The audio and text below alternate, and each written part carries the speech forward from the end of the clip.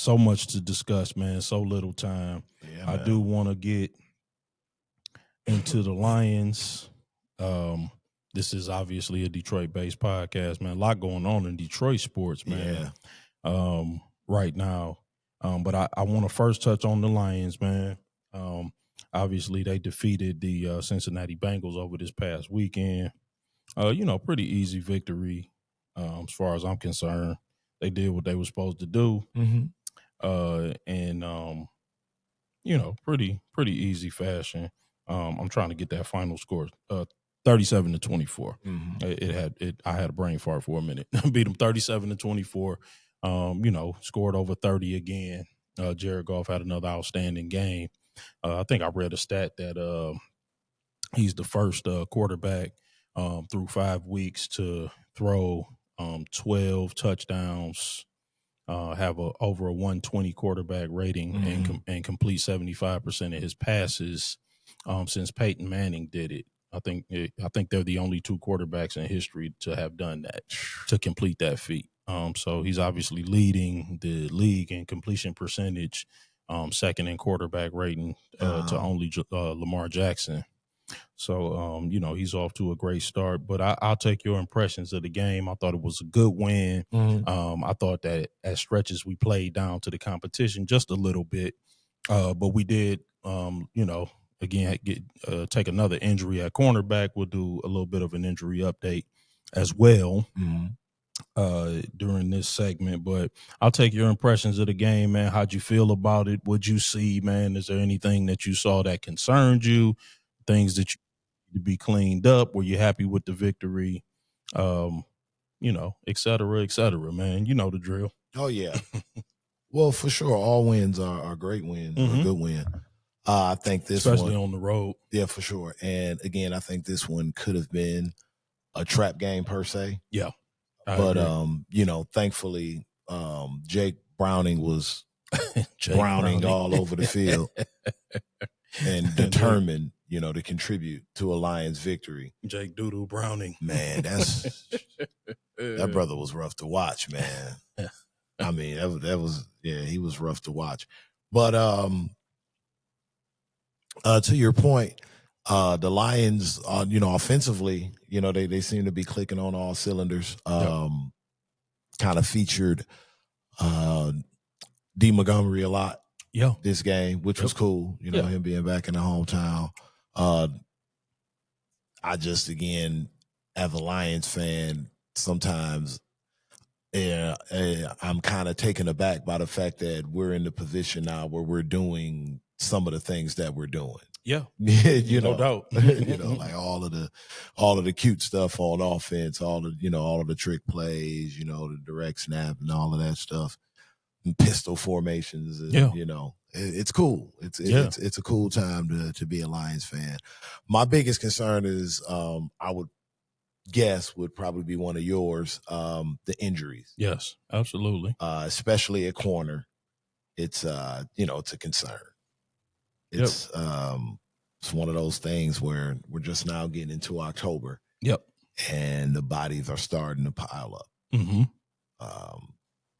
Basically, your starting corners are going to be out for an extended amount of time. Yep. So I'll stick a quick injury update in here. Tyrion Arnold did get a second opinion on his shoulder. It's not as bad as previously believed, so he could be back within a month. Right. And DJ Reed is even though he's on injured reserve, he's expected to be back around week 10. Week 10, right? Yeah. Right. So I love it.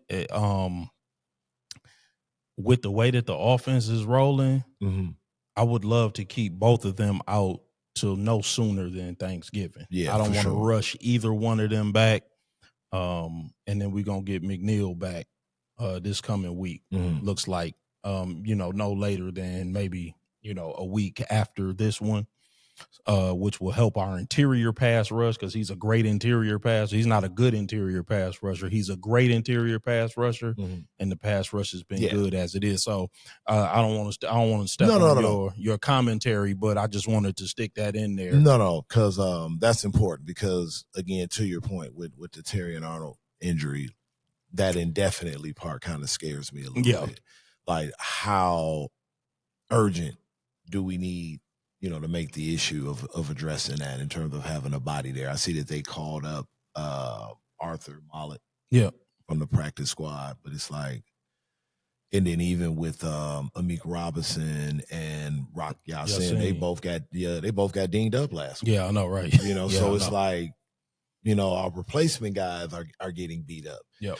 So my thing is not necessarily do we panic, but do we just kind of throw a filler out there to maybe address that? Yeah, because like you say, with McNeil coming back, I'm comfortable with the pass rush. Yeah. I'm even comfortable with the second layer of the defense. Right. I mean, Anzalone's looking healthy now. He's looking good. Derek Barnes has been playing well. Yep. I mean, as long as you don't put him in a one-on-one situation with a running back, Jack Campbell, right? Has been playing. Yeah, he's been good. Yeah, I think the linebacker level, Derek Barnes he's actually been really good. Right. That's what I was. So. Again, not to panic, but if that's something where it's like, let's check out some other rosters and see if maybe we can. Like who's going to be having a fire sale here, at some point soon, like, right. You look at a Miami, you look at a Tennessee, you start to look at teams that are going to want to be selling off some of their pieces. Yeah. Hell, maybe even the Jets, you know what I'm saying? Maybe make a call on Sauce. I know he makes a lot of money. Bring Sauce home. He just got $120 million contract, so I don't know if you want to be in for that. I mean, why not? Because the same reason they didn't want to sign, they didn't want to sign Zadarius Smith for $2 million. Yeah, but I mean, Zadarius Smith was at a different point in his career. In terms of course, I'm not saying Sauce is worth every penny. Of course, I'm not saying that Zadarius Smith is Sauce Gardner, but the point that I'm making is the reluctance to spend money is because you got Laporta, Gibbs, Hutch. You still got to pay those. You still got so many guys coming up to be paid that they don't even want to spend $2 million on.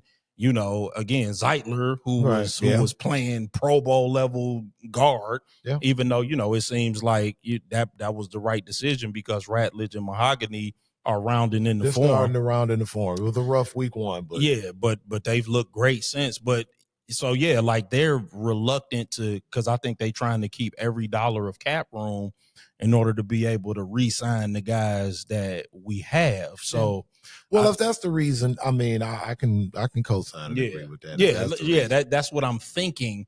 So that listen, would I love a Sauce Gardner? Like, do I think that catapults us into like we're already the Super Bowl favorite?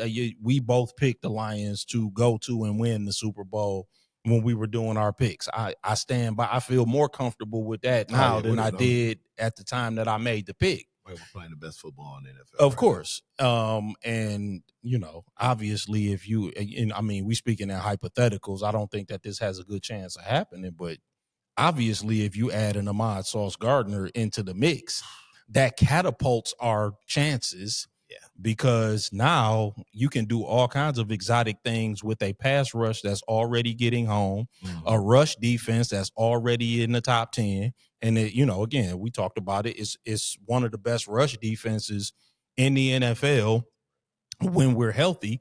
Part of the reason is because the offense is so good that you kind of got to stop running the ball, after the first half because we're going to put up, 21 to 24 points in the first half. So you got to try to keep up with us. So that means throwing the ball. So I digress, man, because I didn't want to step on.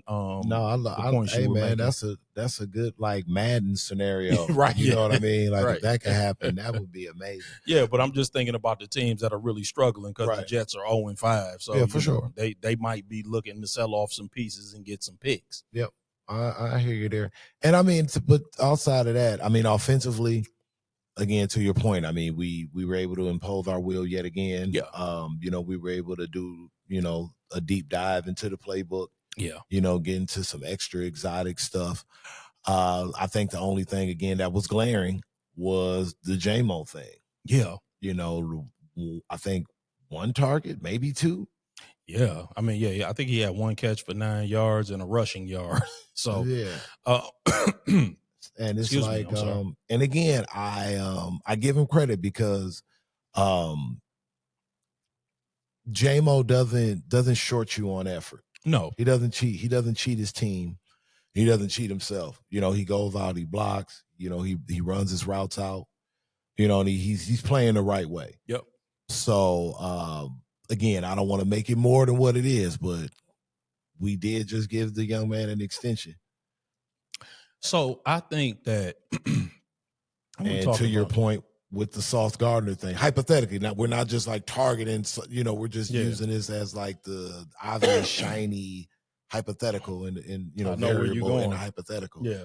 But with that happening, and this need that we have at the corner that has been trending for the past few seasons with the injuries, a very quality scenario. So trading him for Gardner back, because I just said that the Jets have one quality pass catcher. I just said that. I mean, they have one quality pass. They have Garrett Wilson. That's it. I mean, from there it drops off exponentially. I mean, I'm just saying, like, now on a side note, I have Garrett Wilson on my fantasy team, and I'm number 1 in my league right now. So that helps me out. That helps me out greatly. So I don't want to see J-Mo over there for selfish reasons. Right. And that's true. Right. And so it is. That is true, though. They need another pass catcher in the worst way. And then you look at the Lions. You see who did catch that last touchdown for the Lions. Yeah, was it Tesla? Yeah, I'm just saying. Yeah, I mean, yeah. Listen, no, I mean, like, that's not a crazy thought, because we talked about this before we got on camera. Since week 1, you noticed that. In week 1, Green Bay played cloud coverage on us. A lot was made of that, where they just kind of, everybody drops and they make you throw the ball underneath. And I think that to John Morton's credit, we've done a good job of adjusting to that. But a lot of teams have played it on us, like not as much as Green Bay did in that first week. Green Bay kind of plays that as their base coverage. So it gave us a lot more trouble. Right. But and the way you beat cloud coverage, by the way, screen passes, running the ball, tunnel screen to the wide receiver, a lot of underneath stuff. But everybody's got a block of the unit. Correct. Yeah. And we kind of talked about that. We didn't see a lot of screen passes, didn't see a lot of tunnel screens, didn't see a lot of stuff underneath, didn't see a lot of underneath creativity in that first game. And we've seen a lot more creativity underneath since then. But I think teams, and I think J-Mo suffers with that kind of coverage, because it's really designed to take away everything over the top. Because when you take away everything, because when you get stuff over the top, that's really when the offense opens up. Oh, yeah. And our offense is good enough as it is. You don't really want us to be able to open up, because when we can move those safeties and we can start peeling off that top layer, then all of a sudden the Laportas and even the Brock Wrights and the Teslas. Yeah, we are spoiled with a lot of individual talent at the skill positions, where guys can just get open just off ability alone. So, to your point. So I think that teams just really come in and really want to take away that over the top. Now, again, we got the best running back duo in football, so we can hurt you in other ways. Yeah, so we're still getting 34 a night.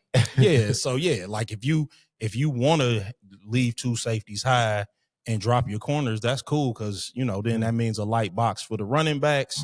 The running game is starting to get heated up. We got a great offensive line. We have a power running attack. We can change the pace because we got 2 real good backs. And we'll always, if need be, twist the knife with Saint. Yeah, and because he's not a deep threat for everything that he does. He's the knife twister. Yes, for everything that he does, he's not really that deep threat. So he can just work you underneath. Yep. He can work you on the short over routes and on the dig routes and on the comeback. So yeah, I think that's true. That's very, very true that we have a lot of ways that we can hurt you, but I think teams they've played at least some cloud coverage. Everybody's done it. Cleveland did it a little bit because I think that on that one bad pass that Golf threw, there was a safety high, back there, and he misplaced the ball, but there was a couple of defenders back really staying high. They really are trying hard to take J-Mo away. So I just think if we continue to be patient, teams will have to, because we putting up major they're going to have to adjust to something. And again, this is not me campaigning to get Jameson Williams out of town. No. I love J-Mo. I think we're good. I think that we'll be fine. I'm actually encouraged by the fact that DJ Reed is estimated to be back around week 10. Mm-hmm. We could get Tyrion Arnold back within a month, even though I hope we don't rush him back. Let him heal all the way up. I would like not to see him until Thanksgiving at the earliest. Let's just keep him out, get him all the way healed up. I think Amik and Rock Yassin, like you said, providing that they can remain healthy, I think we should be fine. With that being said, for the first time all year, I'm nervous. Oh, okay. Tell me why. Because the Chiefs are 2-3. Okay. They ain't gonna want to go to 2-4. Gotcha. Arrowhead is still a hard place to go and get a win. It is. They still got Patrick Mahomes and Andy Reid. Yeah. They've still won 3 out of the last 4 Super Bowls. Mm-hmm. Or 3 out of the last 5. And Chris Jones is hearing the chatter. Listen, they all hearing the chatter. They just got embarrassed on But national I think him TV. specifically, as being their leader on defense. Yeah. There's a lot of cause for concern. I'm deeply concerned. For the first time all year, I'm nervous about this particular game. Okay. There's a real chance we could lose. Not that I think we will, because Dan Campbell has exhibited time and again that he's got the ability to get the guys ready and to get us ready for the particular opponent that we're playing. But we're going to have to be dialed in and locked in all game. But as we've discussed, got the injuries at corner. Right. They probably have the fastest receiving trio in football. They got 3 guys that run a sub 4.3. Yeah. Xavier Worthy, Tyquan Thornton, and Hollywood Brown. They all run sub 4.3. And we have problems with one fast receiver. Yeah, that's true. And that's with all of the corners healthy, we was having trouble with one fast receiver. They got 3 of them. Patrick Mahomes is still playing at an MVP level, despite the fact that, he has had a couple of miscues that are un-Patrick Mahomes like. I thought that pick 6 was insane. Yeah, oh man, that was just a bad throw. Yeah, it was a great individual defensive play. Don't get me wrong. I don't want to take anything away from Devin Lloyd, but it was a bad throw. It was a horrible throw. It was like he dropped back and just let it go without it looking. And typically Patrick Mahomes sees it before he lets it go because he processes very fast. But that was a bad throw. And, listen, it's the NFL. So, the NFL players are still going to make plays. But I'm nervous about that one, man. I don't know how you feel about it. Going against Patrick Mahomes should always give you, cause to pause. Yeah, no doubt. He's that good. But with that being said, if Patrick Mahomes is going to continue to be the Kansas City Chiefs lead rusher against the Detroit Lions, belts to asses. So you say it's going to be bad. If he continues to be, this could be the week that Pacheco goes off. Don't get me wrong. Like, these are still the Chiefs. Yep. But in terms of if they're coming into this week with the same game plan or the same execution tendencies that they've had, this throughout this season against this defense, belts to asses. Yeah. I mean, listen, that's true. I think that, there's definitely a strategy. I think, as I said before, Dan Campbell will have a game plan. We will be ready, but we going into a snake pit against a desperate team. Yes, for sure. That has the ability to win. They know how to win.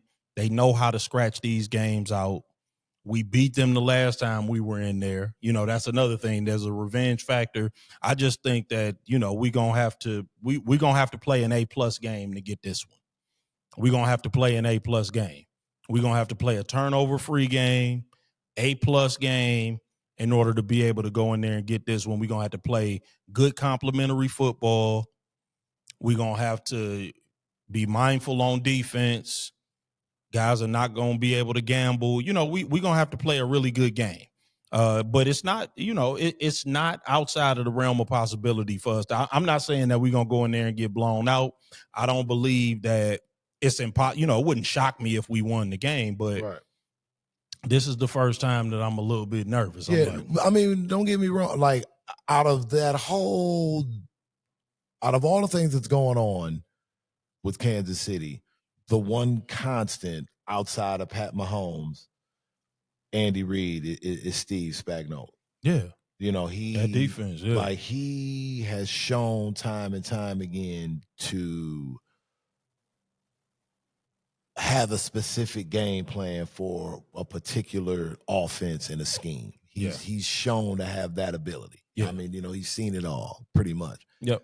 But he specializes in that, in just like stopping the one thing that you do. Yeah. He's really great at that. But I think the Lions just do so many, like, I was gonna say we don't do just one thing. But I think but to our earlier discussion, could this be the week that J-Mo goes off? Because now you're focusing in, you're bringing more guys, you're loading the box up. Right. So now, and McDuffie is gonna be on St. Brown. But so it ain't gonna matter. Nobody can stop St. Brown. So again, like, if the Chiefs, muster up and conjure up, the spirits of Chiefs of old. But like I said, if they come in there off that same BS that they've been on the last couple of weeks, they're gonna have a problem. Yeah, man. So I hope you're right, man. And all my cause for concern is all for naught. We keeping our eyes peeled, obviously, on the Lions. We will review the Chiefs game when we meet again. Man.